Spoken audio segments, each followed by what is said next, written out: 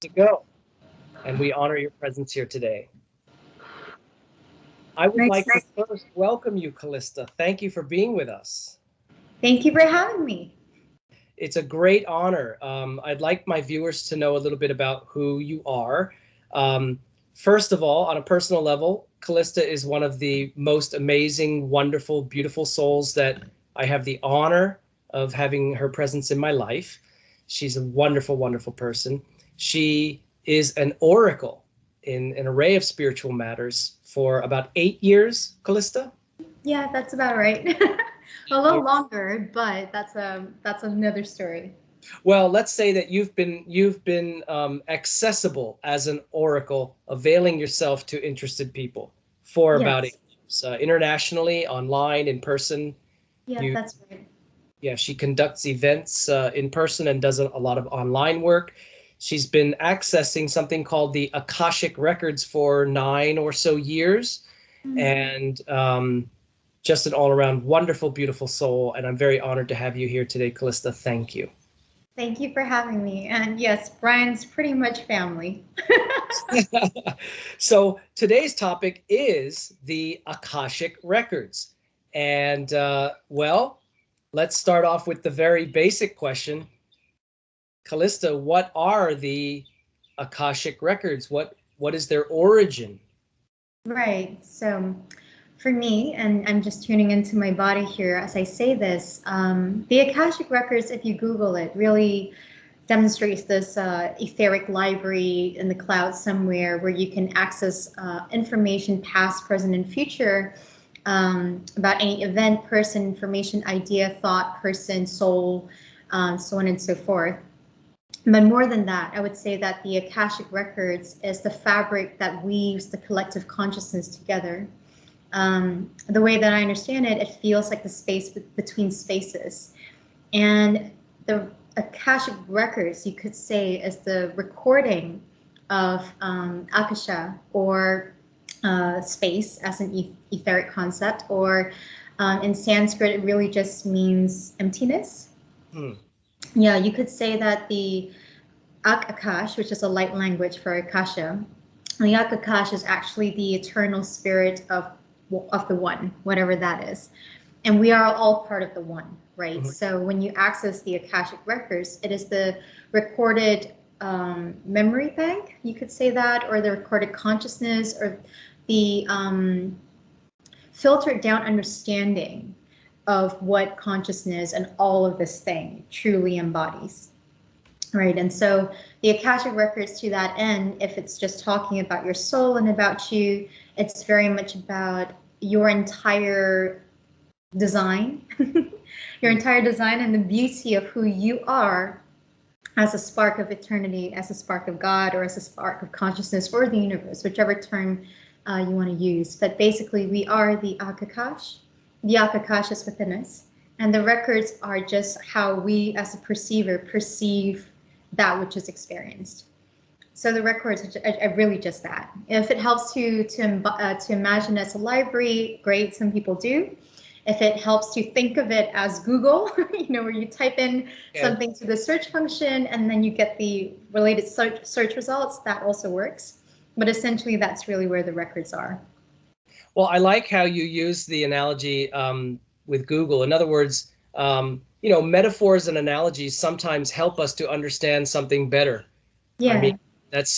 that's why, wise bearded men taught in parables, things like this. So would it be safe to say that the Akashic Records could be thought of Mm. as kind of the internet of the collective soul of humankind and More all than the existence? humankind, because Oh, yeah, more than humankind. Because if we talk about just this planet, then yes, we are considering even more than just humans.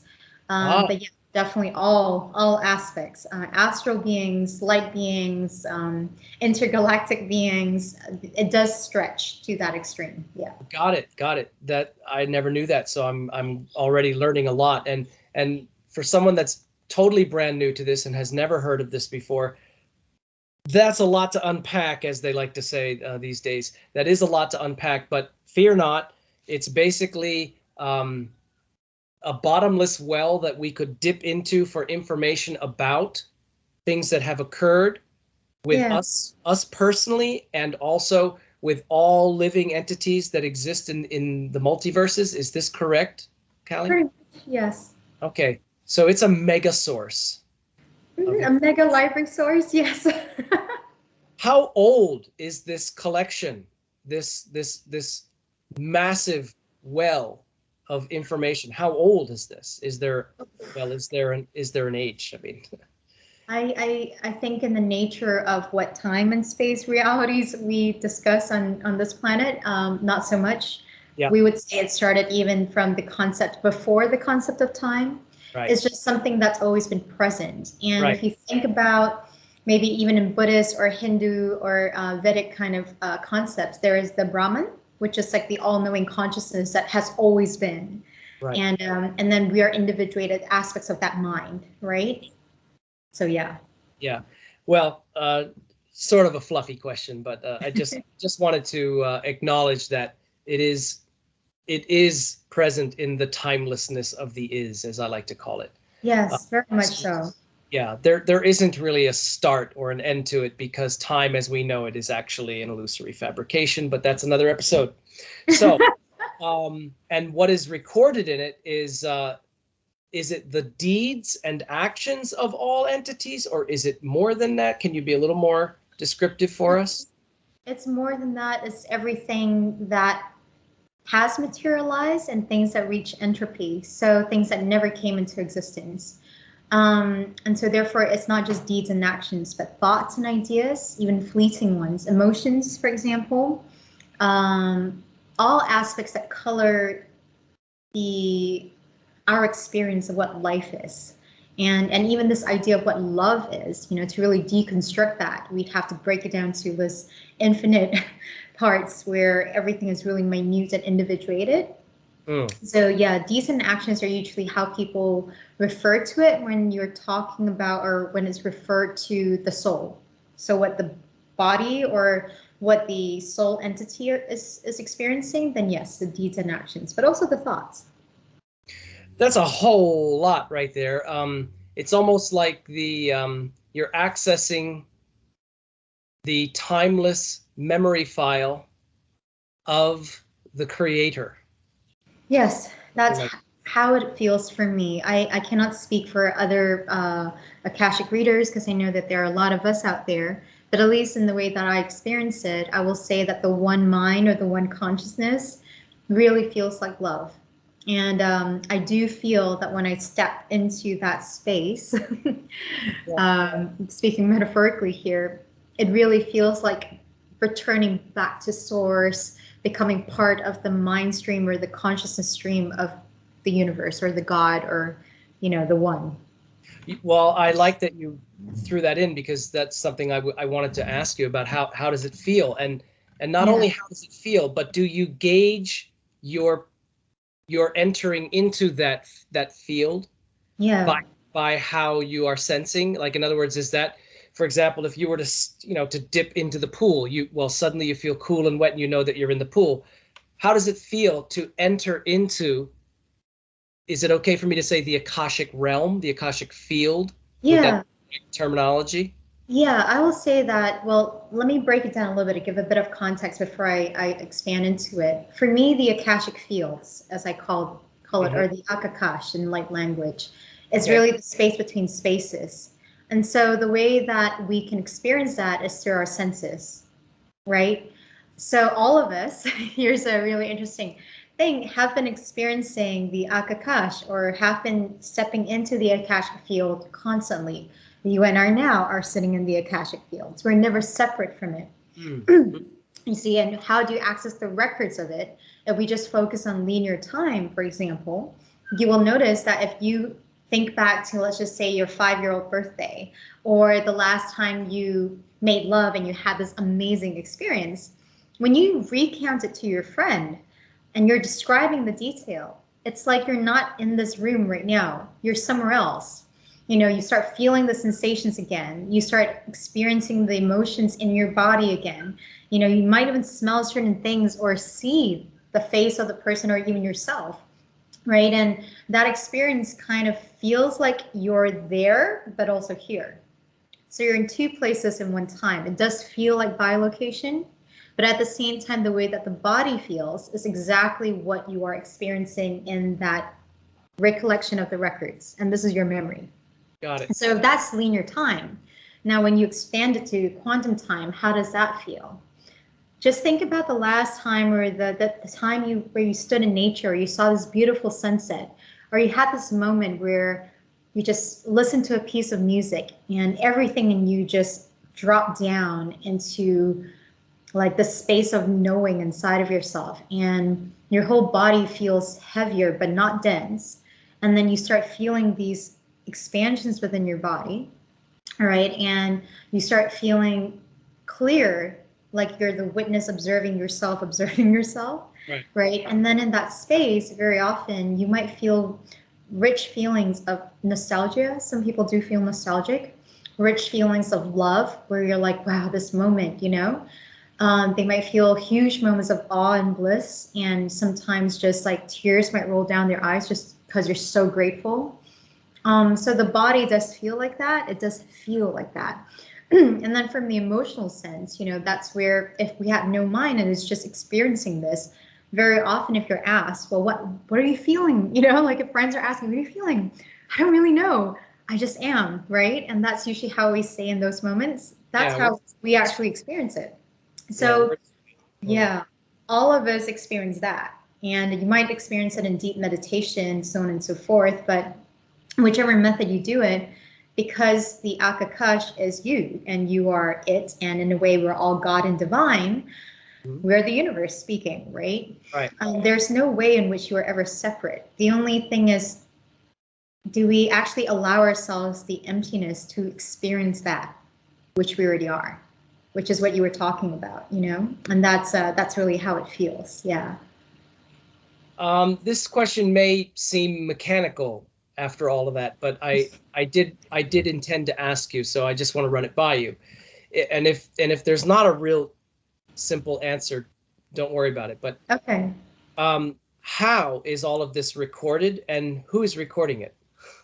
You are right now. I am right now. This machine in front of us is right now.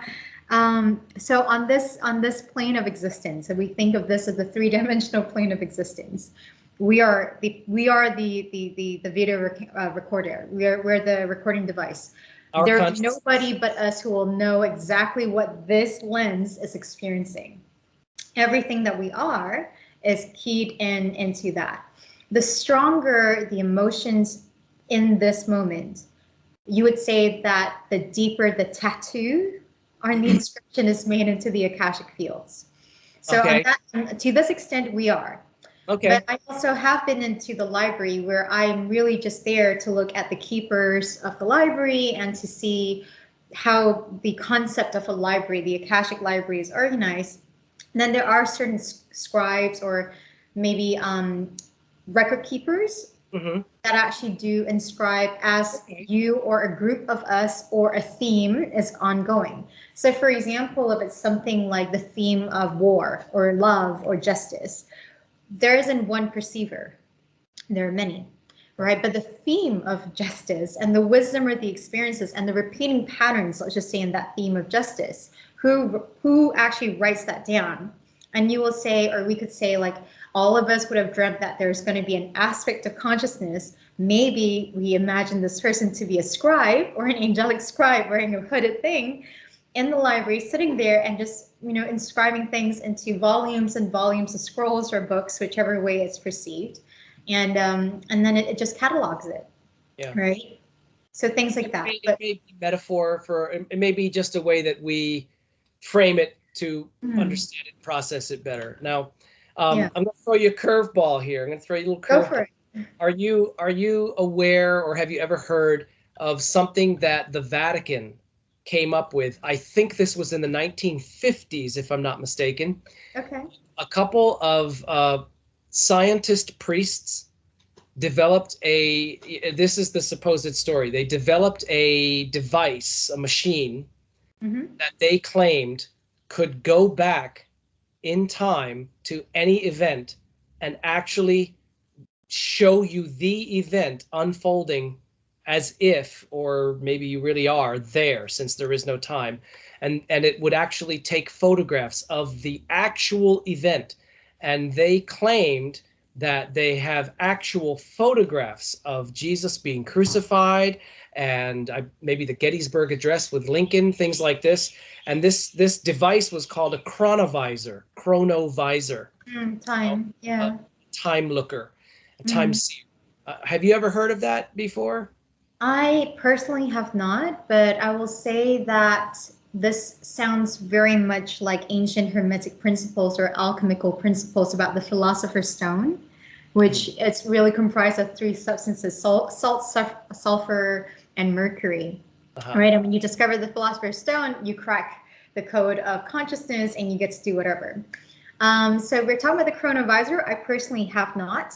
And we have talked about certain Catholic saints who have time traveled or are biolocated. Yes, there are records of that. So I'm not surprised. Padre Pio is one of the ones. He was verified by numerous witnesses to have been in 2 and I think even 3. Yeah. And what's even more amazing is he's not even at all the only one that's ever been said to do that. Many Indian saints, completely unknown to Western Christianity, for example, this is like, that's what they do.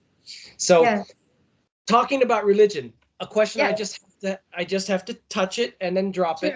Are there any religious conflicts? Is there a conflict with the Akashic records and accessing or applying them that would conflict or be prohibited? Is there anything prohibitive or conflicting in regards to the Akashic records in a religious sense, or maybe it's not both directions? I will speak only from personal experience here and from reflections from what I've heard. The records on its own, or the utility of it, or what it is, which is love and God ultimately, does not conflict.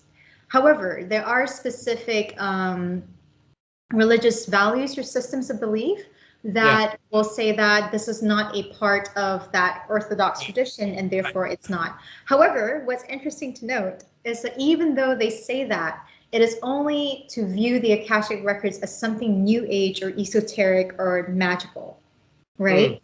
But for example, there may be references in Abrahamic religions to the Book of Life, the Book of your soul, that at the end of the day, your day on earth, there's Judgment Day, and then you're standing in front for your life review. Right. Things like that. Or even in Buddhism, we have Lord Yama, I think is Lord of Death, but there's somebody who's actually inscribing this in Sumerian religion. There is Nisaba, who is actually the scribe of the Akashic records. Okay. In Hinduism today, it's still known as the Nadi tea leaves, which is Shiva, it's part of Shiva. So you would actually give your name to the Brahmin, and then they would access your records, but they do not call it the Akashic records. Yeah. So well, a lot of times that's how things are, where different cultures in different eras with different perspectives call the one same thing a multitude of different names. Exactly. Etc. Okay, had to touch on that. Yeah, it's good. Callie, why though? Kind of an obvious question, but here's a little softball question for you. Why would we access the Akashic records? Why do we access them, and how do we use what we are accessing?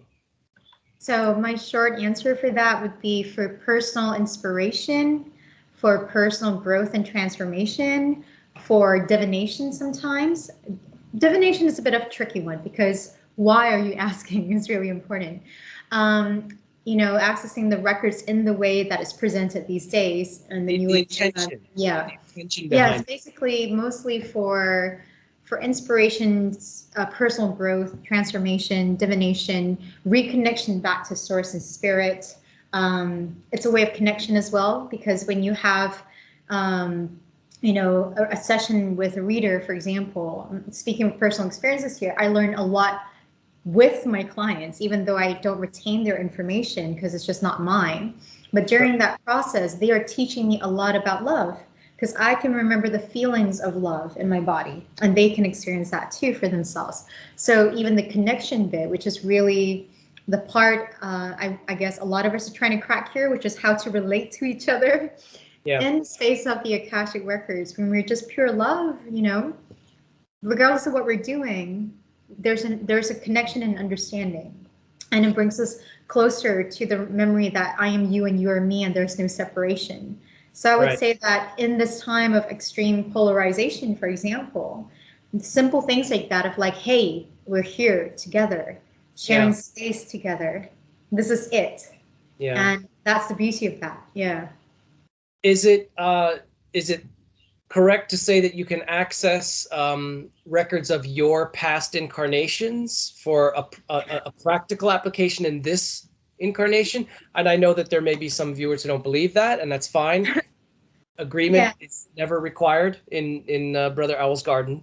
Right? Yeah, there is I've heard some people say one of the prerequisites of accessing the Akashic Records is that you have to believe in reincarnation or past lives.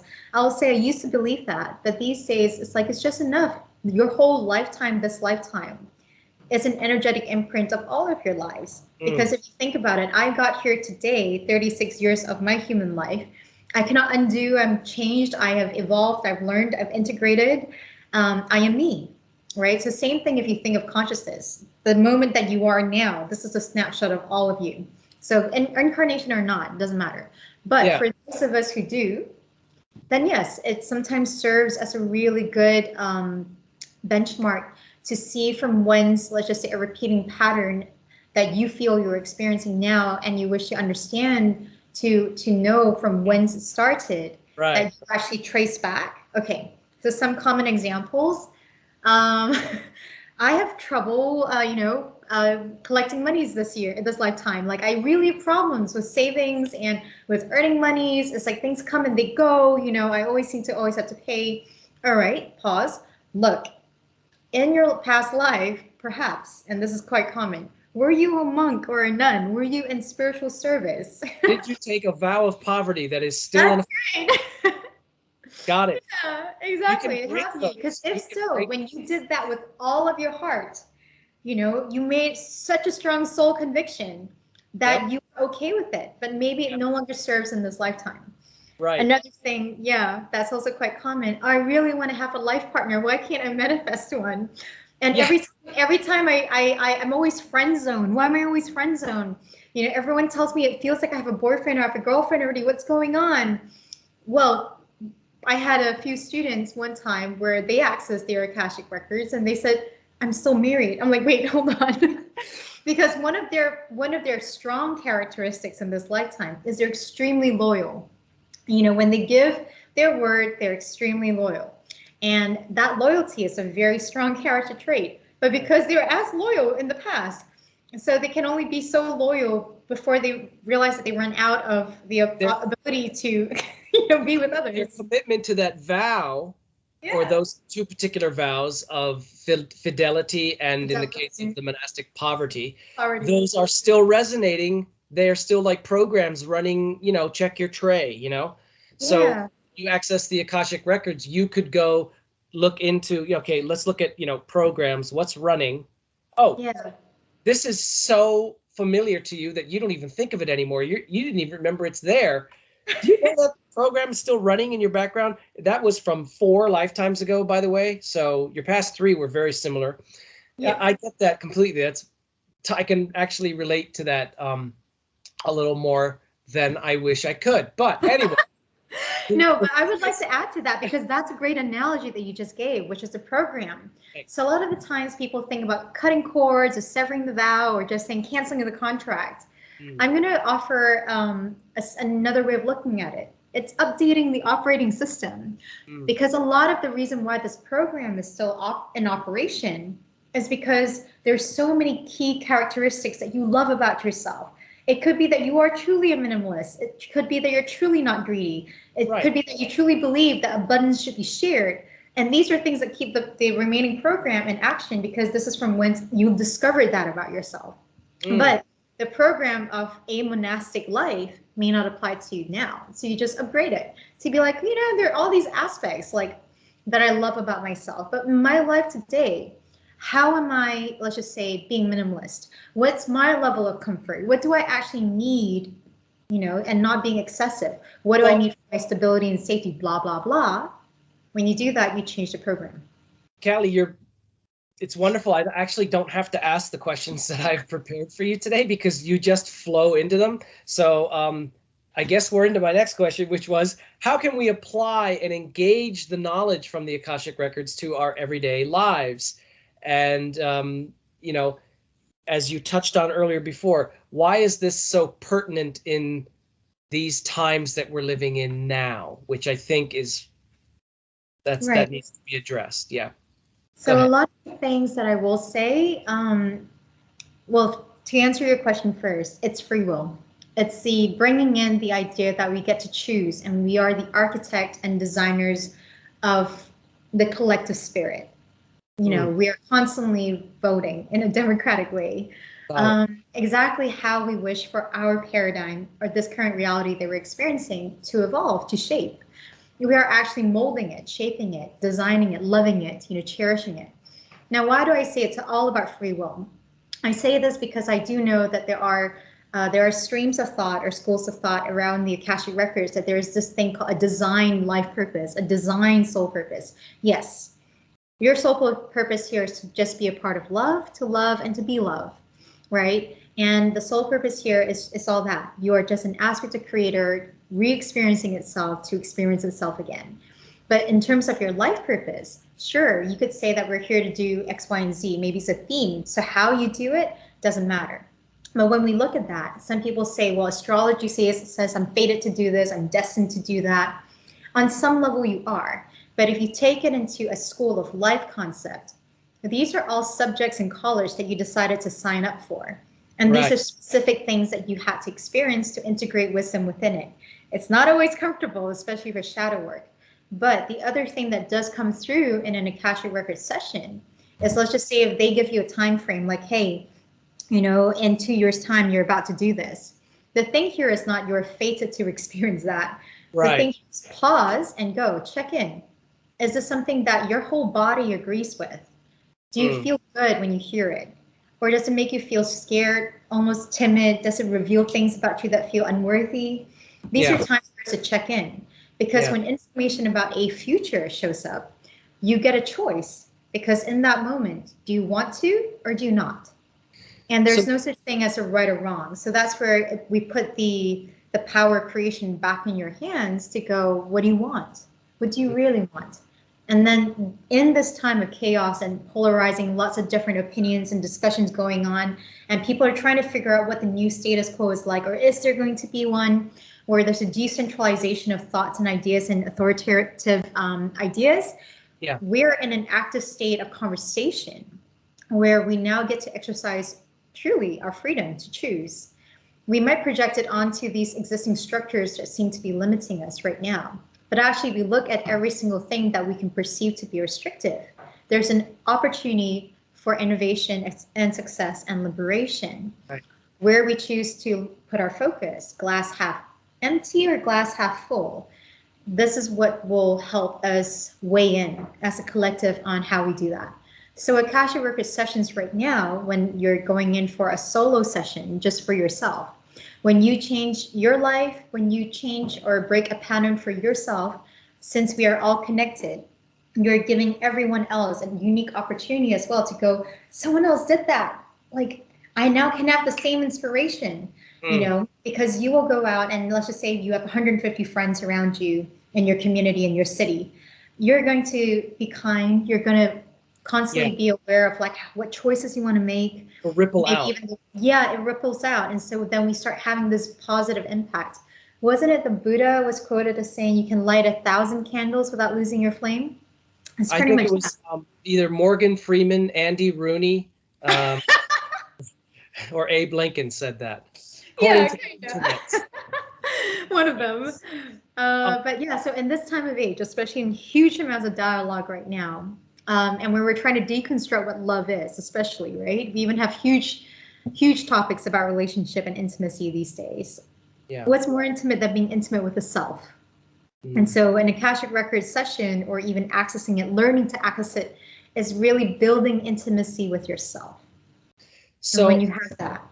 Yeah, I love it. real quick, Yes. just to address this point, who can access the Akashic Records? What I mean is, are there prerequisites, are there requirements or certain skills, or it's only for divinely ordained angelic beings that, come from, beta reticuli to the earth? Who can access? Who? Everyone can. So there Every, is just, yeah, everyone is, because we're not separate. And it is, in my words, the words of Calista, everyone's birthright, everyone's divine right to remember this and to be a part of this design again. So first things first, it's a level playing field. Now, the only thing that I will say in terms of why certain people seem to have more access, or it takes a privileged person to get there, I will quote one of my Tibetan teachers, His Holiness Dogo Khyentse Rinpoche. He was saying, before you enter the teachings, you need to understand your mind. And that's where maybe meditation, having the ability and the awareness to actually have clarity to receive and know that I am the witness perceiving creation.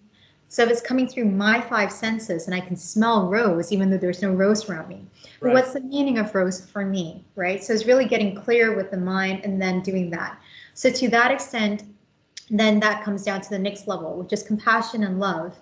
If we have hardened hearts, if we are unable or unwilling because we're afraid, because all of us have been hurt before, to really be vulnerable and to be naked, then yeah, it does feel like certain people are more privileged. But if you ask these privileged people, they're like, oh my gosh, I got here through pain and through suffering. Well, I would never blink an eye at that, because pain is the greatest teacher. And I know I have even a dear friend who is so vehemently against my belief in that. And I'm just like, sorry, honey. And if you look at her life, the most beautiful things that have arisen in her and her greatest transcendent growths have come from what would be to me unbearable suffering. And yet for some reason she protests this. And I love her, but she doesn't see it, or actually she won't allow herself to see it, because I think she doesn't want to revisit the pain.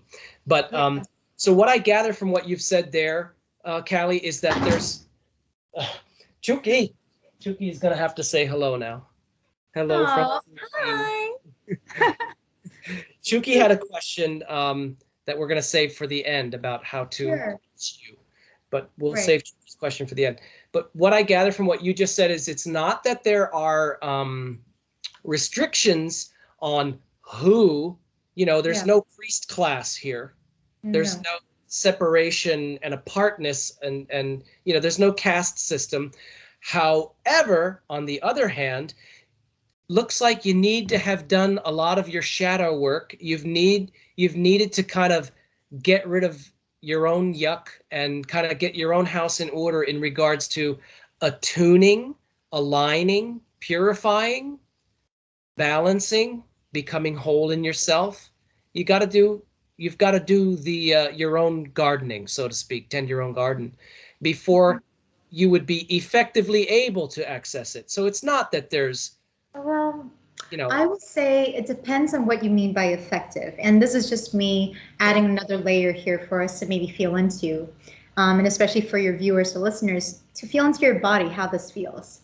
We all have a gut instinct. Sometimes your gut just tells you you got to do this right now and you don't know why. Babies have a gut instinct. No, mommy, don't go there. I just, but they can't express it, right? Babies have a gut instinct to grab a finger. We even in the premature stages, sort of like in utero, we actually have consciousness too.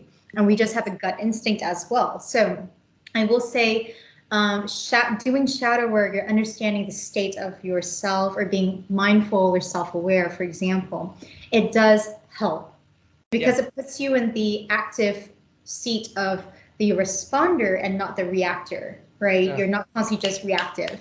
You're choosing a choice of action. Right. But when there's a gut instinct, very often, because we are humans and we're extremely intelligent, we kind of use our prefrontal cortex and use cognition and our intellectual abilities to cancel out what our bodies are telling us. Yeah. Callie, you don't know how many videos I have in the hopper that are yet to be published.